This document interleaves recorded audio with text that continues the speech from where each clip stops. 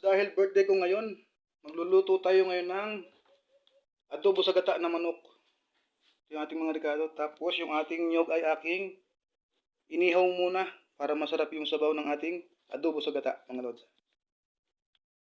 Mga lods, magigisa na tayo ng ating mga rekado. Pagsabay-sabayan natin yan. Ayan mga lods. Sinikos-sinikos natin ng konti.